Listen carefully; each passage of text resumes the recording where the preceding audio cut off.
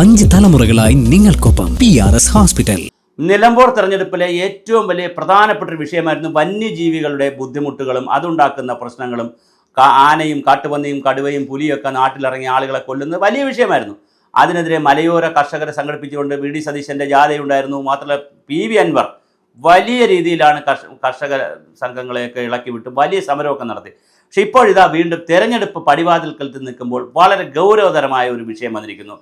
മലപ്പുറം വഴിക്കടവിൽ 15 വയസ്സുകാരനായിട്ടുള്ള അനന്തു ജിത്തു എന്ന് പറയുന്ന ഒരു വിദ്യാർത്ഥി, സ്കൂൾ വിദ്യാർത്ഥി, SSLCക്ക് പഠിക്കുന്ന ഒരു വിദ്യാർത്ഥി ഷോക്കേറ്റ് മരിച്ചിരിക്കുകയാണ്. 2 പേർ, യദുകൃഷ്ണ, ഷാനു വിജയ് എന്ന് പറയുന്ന 2 പേർ ചികിത്സയിലുമാണ്. എന്താണ് ഈ സംഭവിച്ചിരിക്കുന്നത്? അവിടെ ഒരാൾ പന്നിയെ വെടിവെച്ച് പിടിക്കാൻ വേണ്ടി, പന്നിയെ ഷോക്കടിപ്പിച്ച് കൊന്നതിന് ശേഷം വിൽക്കാൻ വേണ്ടി വേലി കെട്ടിയിരിക്കുകയാണ്. അദ്ദേഹത്തിന് ഈ കുട്ടികൾ ആറ്റിലോ മറ്റോ കുളിക്കാനോ പുഴയിലോ മറ്റോ ഇറങ്ങിയിട്ട് അതിൻ്റെ കരയിൽ കയറിയപ്പോൾ അറിയാതെ ഈ കമ്പി വേലിയിൽ കയറി പിടിച്ചു. ഒരാൾ പിടിച്ചു, അദ്ദേഹത്തിന് ഷോക്കടിച്ചു. മറ്റു 2 പേർ പിടിച്ചു. 3 പേർക്കും ഷോക്കടിച്ചു. 2 പേർ ആശുപത്രിയിലാണ്. ഒരാൾ അപ്പോൾ തന്നെ മരിച്ചു. അങ്ങനെ പന്നിയെ കൊല്ലാനായിട്ട് വേലി വല്ലതും വച്ചിട്ടുണ്ടെങ്കിൽ, അങ്ങനെ വച്ചത് തന്നെ ശുദ്ധ തെമ്മാടിത്തരമാണ്. മൃഗങ്ങളെ ഇത് വച്ചല്ല പിടിക്കുന്നത്. അതിനൊരു പ്രോട്ടോക്കോൾ നമ്മുടെ നാട്ടിൽ വേണ്ടേ?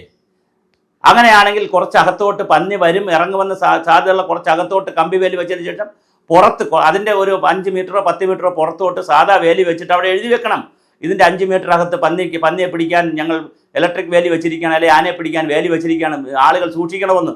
ഇത് കൊച്ചു കുട്ടികൾക്കറിയാമോ? അവർ കൊച്ചുകുട്ടികൾ, മുതിർന്നവർക്കറിയാം, നമുക്കറിയാൻ പറ്റും. നമ്മളൊരു സർവേക്കോ ഒരു പഠനത്തിനോ അല്ലെങ്കിൽ കുളിക്കാനോ എന്തെങ്കിലും കാര്യത്തിന് ചെല്ലുമ്പോൾ ഒരു കമ്പി വേലി ഉണ്ടെങ്കിൽ ആ കമ്പി വേലി ചിലപ്പോൾ അറിയാതെ കയറി പിടിച്ചെന്നിരിക്കും. നമുക്കറിയാമോ അവിടെ പന്നിയെ പിടിക്കാനാണ് ഇത് വെച്ചിരിക്കുന്നത്? എന്ത് ശുദ്ധ തോന്നിയ മാസമാണ് ചെയ്യുന്നത്. അവസാനം കണ്ടുപിടിച്ചപ്പോൾ അതിനെ ഒരുപാട് ന്യായീകരിക്കണം. നമ്മുടെ വനം വകുപ്പ് മന്ത്രി ശശീന്ദ്രനൊക്കെ സത്യത്തിൽ ഒരു എന്താ പറയുക, അദ്ദേഹത്തിന് പ്രായം വെച്ചുകൊണ്ട് എന്താ പറയുക, ഒരു ഇൻ്റർനാഷണൽ തലത്തിലുള്ള ഒരു ഉപയോഗമില്ലാത്തൊരു മന്ത്രിയാണ് വന്നിരിക്കുന്നത്. ഒരു വല്ലാത്തൊരു മന്ത്രിയാണത്. അദ്ദേഹം പറയുകയാണ് അതിനകത്ത് പഞ്ചായത്ത് മെമ്പർ, UDF പഞ്ചായത്ത് മെമ്പറുടെ ഒരു ബന്ധമുണ്ട്. ഇതെല്ലാം കണ്ടുപിടിക്കുന്നേ അപ്പം തന്നെ വിജിലൻസിന് കൊടുക്കണം. ഇങ്ങനെ പത്രത്തിൽ വന്ന് ചാനലിൽ വന്നിട്ട് ഇതിന് UDF ആരോപണമുണ്ട് അങ്ങനെയൊന്നും ഇത് രാജ്യത്ത് വലിയ സംവിധാനമല്ലേ, അപ്പം തന്നെ കണ്ടുപിടിക്കണം. മുഖ്യമന്ത്രിയും പറയുന്നു എന്തോ ഒരു UDF മണക്കുന്നുണ്ട്, UDFന് ആരോ ഇത് ചെയ്തതാണെന്നൊക്കെ പറയുന്നു. പിന്നെ അവിടെ എല്ലാവരും സ്വരാജും ഈ ആക്ഷേപം ഉണ്ടായിട്ടുണ്ട്. വനം മന്ത്രിയാണ് ആദ്യം തുടങ്ങി വെച്ചത് ഇങ്ങനെ ഒരു ആക്ഷേപം. പക്ഷെ എന്ത് തന്നെ ആയിരുന്നാലും യാതൊരു പ്രിക്കോഷനും ഇല്ലാതെ കാടിൻ്റെ തീരത്ത് താമസിക്കുന്ന, കാടിൻ്റെ അടുത്ത് താമസിക്കുന്ന ആളുകളെ കാര്യമായി വിദ്യാഭ്യാസം ചെയ്യിക്കാതെ, ഞാൻ ഈ പറഞ്ഞതുപോലെ 2 തരത്തിലുള്ള ഇങ്ങനെ ഷോക്കടിക്കാൻ വേണ്ടി, ഒന്ന് സർക്കാരിൻ്റെ അനുവാദമില്ലാതെ ഷോക്കടിപ്പിക്കാൻ വേലി കെട്ടുന്നത് ക്രിമിനൽ കുറ്റമാണ്.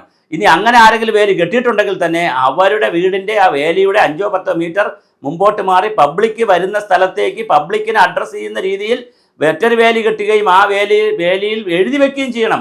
ഇത് അകത്തുള്ള കമ്പി വേലി എന്ന് പറഞ്ഞാൽ ഇലക്ട്രിക് ഷോക്ക് അടിപ്പിക്കുന്ന വേദിയാണ്. അത് കാട്ടുമൃഗങ്ങളെയും കാട്ടുപന്നിയെയും ഒക്കെ പ്രതിരോധിക്കുന്നതാണ് ചെയ്തിരിക്കുന്നതാണ്. ഒരാളും അങ്ങോട്ട് പോകരുതെന്ന് എഴുതി വെക്കണം. ഇതെന്താണ് ചെയ്തിരിക്കുന്നത്? ഇത് വളരെ ശുദ്ധമായ രീതിയിൽ, പ്രാകൃതമായ രീതിയിൽ കമ്പി വേലി കെട്ടിവെക്കുക. എന്നിട്ട് ആ ചെയ്ത ആൾ തന്നെ നല്ല മിടുക്കനാണ്. അദ്ദേഹം കാട്ടുപന്നിയെ വെടിവെച്ചും ഇതുപോലെ കമ്പി വേലിയിലൂടെ പിന്നെ ഷോക്ക് അടിപ്പിച്ചും കൊന്ന് കച്ചവടം നടത്താനും തിന്നാനും നടക്കുന്ന മനുഷ്യനാണ്. അപ്പോൾ എന്തൊരു കഷ്ടമാണ്. ഒരു 15 വയസ്സായ ഒരു കുട്ടി ആ വീട്ടുകാരുടെ അമ്മയ്ക്കും അച്ഛനും കുടുംബത്തിനും നാട്ടിനും സ്കൂളിനും കോളേജിനും എല്ലാവർക്കും വേണ്ടപ്പെട്ടൊരു കുഞ്ഞ് 15 വയസ്സ് വരെ ഇവിടെ ജീവിച്ചിട്ട് അതിൻ്റേതല്ലാത്ത തെറ്റുകൊണ്ട് മരിക്കേണ്ടി വരിക, തൻ്റേതല്ലാത്ത കുഴപ്പം കൊണ്ടൊരു കമ്പി വേലി പിടിച്ചുപോയി എന്നതുകൊണ്ട് മരിക്കേണ്ടി വരിക, 2 കുഞ്ഞുങ്ങൾ ഷോക്കടിച്ച് ആശുപത്രിയിൽ കിടക്കുക. എന്തൊരു നാടാണിത്! ഇവിടെ നമ്മൾ പരിസ്ഥിതിയെക്കുറിച്ച് പറയും, വികസനത്തെക്കുറിച്ച് പറയും, സുസ്ഥിര വികസനം പറയും, നമ്മൾ നവകേരളം എന്ന് പറയും, ഒരുപാട് കാര്യങ്ങൾ നമ്മൾ തള്ളി മറക്കി. നമ്മൾ സെമിനാർ നടത്തും, ചർച്ച നടത്തും, ശില്പശാല നടത്തും, ക്ലാസ്സുകൾ നടത്തും, ഫ്ലെക്സ് വയ്ക്കും, ബോർഡ് വയ്ക്കും, PR വർക്ക് ചെയ്യും. പക്ഷെ പ്രാക്ടിക്കലായി നോക്കുമ്പോൾ നമ്മുടെ ആദിവാസികൾ എവിടെയാണ്? അവരുടെ ദുരിതങ്ങൾ, നമ്മുടെ തീരദേശവാസികൾ എവിടെയാണ്? മത്സ്യത്തൊഴിലാളികൾ എവിടെയാണ്? ഇതുപോലെ മലയോര പ്രദേശത്ത് താമസിക്കുന്ന, വന്യജീവി ശല്യമുണ്ടെന്ന് തോന്നുന്ന അല്ലെങ്കിൽ ശല്യമുള്ള പ്രദേശങ്ങൾ താമസിക്കുന്ന സാധാരണ ജനങ്ങൾ എങ്ങനെയാണ് സ്വസ്ഥമായി കിടന്നൊന്ന് ഉറങ്ങുക? ഏത് നിമിഷമാണ് ആന ചവിട്ടുന്നത്, ആന കൊണ്ടുപോകുന്നത്, എപ്പോഴാണ് പുലി ഇറങ്ങുന്നത്, കാട്ടുപന്നി ഇറങ്ങുന്നത് എപ്പോഴാണ്? വളരെ വ്യാപകമായി കൃഷികൾ നശിപ്പിക്കുന്ന കാട്ടുപന്നികൾ, മധുരക്കിഴങ്ങും സാധാരണ കപ്പയും വാഴയും എല്ലാം നന്നായി കാട്ടുപന്നികൾ കൊണ്ടുപോകുന്നു. ഇതിനെതിരെയൊക്കെ ശക്തമായ നിയമങ്ങളും ബോധവൽക്കരണവും ശിക്ഷാ നടപടികളും എല്ലാം ആവശ്യമില്ലേ? കാട്ടിനകത്ത് കയറി വെടിവെക്കാൻ അനുവാദം ചോദിച്ചുകൊണ്ട് കത്തെഴുതിയിരിക്കുന്നു. അങ്ങനെ ഒരു കത്തെഴുതിയതുകൊണ്ട് തീരുന്നതാണോ? ഇതുപോലെ മരിച്ചു കൂട്ടുന്ന നമ്മുടെ കുഞ്ഞുങ്ങൾക്കും അമ്മമാർക്കും സഹോദരിമാർക്കും ആരാണ് ഉത്തരം പറയുക? ഏത് ഭരണകൂടമാണ് ഇതിന് മറുപടി പറയുക? വളരെ കൃത്യമായ ഉത്തരങ്ങൾ ഉണ്ടാകണം. അല്ലെങ്കിൽ ഇത്തരം ദുരന്തങ്ങളും ദുരിതങ്ങളും ഉണ്ടായിക്കൊണ്ടേയിരിക്കും. അത് ആര് ചെയ്താലും, ഇലക്ഷൻ്റെ പേരിൽ ചെയ്താലും, UDF ചെയ്താലും, LDF ചെയ്താലും, BJP ചെയ്താലും, ഏത് സംവിധാനത്തിൽ ചെയ്താലും അത് നമുക്ക് പിടിക്കപ്പെടണ്ടേ? അപ്പോൾ തീർച്ചയായിട്ടും വന്യജീവി മനുഷ്യ സംഘർഷം എന്ന് പറയുന്നത് ലോകത്തെ എല്ലാ രാജ്യങ്ങളിലുമുണ്ട്. കാട്ടിൻ്റെ അടുത്ത് താമസിക്കുന്ന ജനങ്ങൾ സ്വാഭാവികമായിട്ട് വന്യജീവികളുമായി മല്ലിടേണ്ടി വരും. പക്ഷെ അവിടെ ഒരു ബഫർ സോൺ ഉണ്ടായിരിക്കും, ഒരു ഫോറസ്റ്റ് ഏരിയ എക്കോ സൊണേഷൻ നടത്തി അവിടെ ഒരു ഫോറസ്റ്റ് ഏരിയയിൽ കൃത്യമായൊരു ഫയർ ഏരിയ സോൺ ഉണ്ടായിരിക്കും, ഒരു എക്കോ സോൺ ഉണ്ടായിരിക്കും, പിന്നെ കൃത്യമായൊരു സേഫ്റ്റി സോൺ ഉണ്ടായിരിക്കും. ആ സോണിനകത്തായിരിക്കും മൃഗങ്ങളൊക്കെ ഉണ്ടാവുക. അത് നമ്മുടെ കാലാവസ്ഥാ മാറ്റവും ആഗോളതാപനവും ഒക്കെ വന്നപ്പോൾ ഒരുപാട് മൃഗങ്ങളൊക്കെ കാട്ടിൽ വെള്ളമില്ലാതെ വന്നപ്പോൾ പ്ലാന്റേഷൻ കൃഷികളിലേക്കൊക്കെ മാറിയപ്പോൾ സ്വാഭാവികമായിട്ട് അത് പുറത്തേക്ക് വരുന്നുണ്ട്. അതൊക്കെ പക്ഷേ തീർച്ചയായിട്ടും അതിനെല്ലാം പ്രതിരോധിക്കുന്ന രീതിയിൽ കൃത്യമായി കാട് സംരക്ഷിക്കുന്ന രീതിയിലുള്ള നിയമങ്ങൾ ഉണ്ടാവുകയും ആ കാട്ടുമൃഗങ്ങൾക്ക് കാട്ടിൽ വെള്ളം എത്തിക്കേണ്ടി വന്നാൽ കുളങ്ങളൊക്കെ നിർമ്മിച്ച് വെള്ളം എത്തിക്കുകയും വേണം.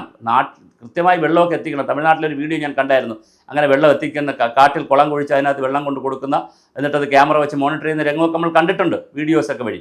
തീർച്ചയായിട്ടും കേരളത്തിലെ കാടുകളിൽ കൃത്യമായി ഇത് നടക്കേണ്ടതാണ്. ഇനിയും ഒരു ജീവനും നമുക്ക് പൊലിയാൻ ഇവിടെ ഇല്ല എന്നുള്ള ബോധം ബഹുമാനപ്പെട്ട വനം വകുപ്പ് മന്ത്രിയും ബന്ധപ്പെട്ട പഞ്ചായത്തുകാരും ഇവിടുത്തെ രാഷ്ട്രീയ നേതൃത്വമൊക്കെ മനസ്സിലാക്കണം. അല്ലാതെ പരസ്പരം പഴിചാരുകയും ഇടയ്ക്കിടയ്ക്ക് വന്ന് രണ്ട് ഡയലോഗ് തള്ളുകയും ചെയ്തുകൊണ്ട് തീരുന്നതല്ല. ഇനിയും നമുക്ക് പൊലിയുവാൻ ഇവിടെ ജീവനുകളില്ല.